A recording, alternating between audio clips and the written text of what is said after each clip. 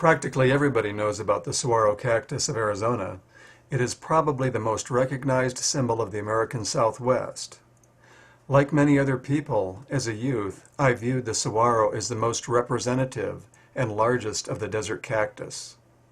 In reality, there is a columnar branching cactus from the Southwest that is larger and more extensive in range than the saguaro. This cactus is the largest cactus in the world. This cactus is the Cardon cactus of northwestern Mexico, also known as the sahueso. It is a close relative of the saguaro, but it is more frost sensitive, and for that reason it grows natively to the south of Arizona, and it mostly grows close to the ocean's moderating temperature influences. The purpose of this video is to contrast the Cardon and the saguaro and the other branching columnar cactus so that you will be able to tell the difference between these cactus. The Sonoran Desert is the only North American desert that is characterized by large branching columnar cactus. In South America, there are deserts that have large columnar cactus too. One of these cactus is the Cardon Grande. None of the South American cactus, however, compare in height and mass with the Sonoran Cardon cactus of North America. Perhaps the best known and most common of the Sonoran Desert columnar cactus are the organ pipe, the sanita, the HO, the saguaro, and the Cardon. The organ pipe, also known of as the pitaya in Mexico, grows from southwestern Arizona to the tip of the Tropic of Cancer in Baja California. Its flowers open at night and close the next morning. For this reason, the flowers are primarily pollinated at night by the nectar-feeding bats, like this long-tongued bat, whose long nose and long tongue are designed to pollinate columnar cactus flowers. Once pollinated, the organ pipe produces a delicious fruit that is still sold in the markets of Guaymas, Sonora today. The sanita has a much smaller range in southwestern Arizona. It is confined to the lowest, warmest, and driest deserts in the United States.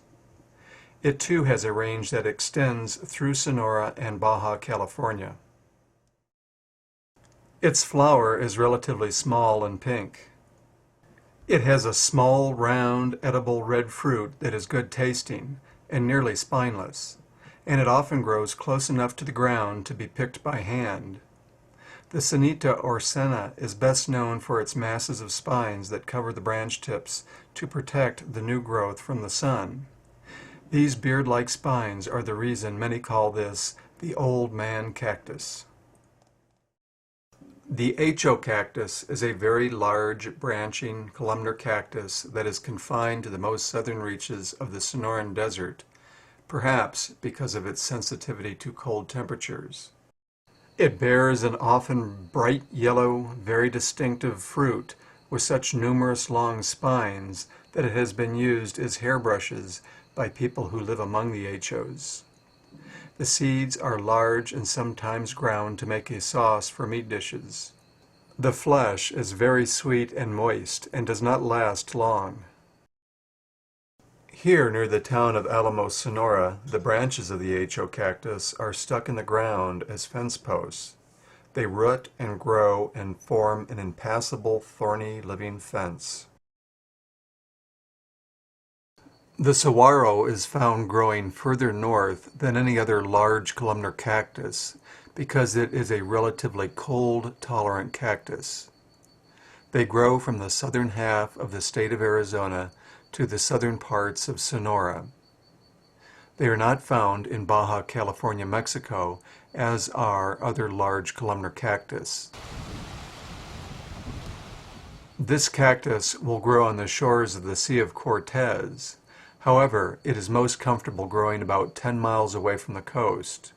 From there, it continues far inland where it is found at elevations of up to 4,000 feet in mountainous regions of central Arizona. Its flowers open in the evening and stay open into the next afternoon, and its fruit is a well-known source of food for native peoples.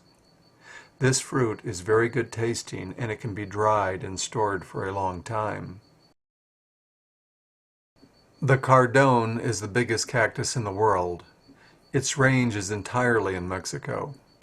It can be found in almost the entire length of the Baja California Peninsula and the entire length of the west coast of Sonora. This cactus seems to depend upon the maritime influences of the Sea of Cortez and the Pacific Ocean. It is usually not found very far inland. Caborca and Pitiquito, Sonora, 50 miles from the coast, are as far from the sea as this cactus grows. This cactus will form almost pure forest at times. It sometimes is an enormous cactus. However, it can be the size of saguaros in other areas. It usually branches much closer to the ground and has many more branches than the saguaro. The young branchless cardón, covered with spines in the foreground, is hard to distinguish from the young branchless saguaro in the background. As it matures, the cardón loses all of its spines, and it is the only large columnar branching cactus that becomes spineless. This is one of the easiest ways to differentiate it from the saguaro. Notice how, in contrast, the top of this saguaro is completely covered with spines. The fruit of the cardón is covered with thousands of tightly packed small spines, and it has a refined appearance. These fruits are so high off the ground that they are especially hard to get off the plant. However, when ripe, they are very good tasting.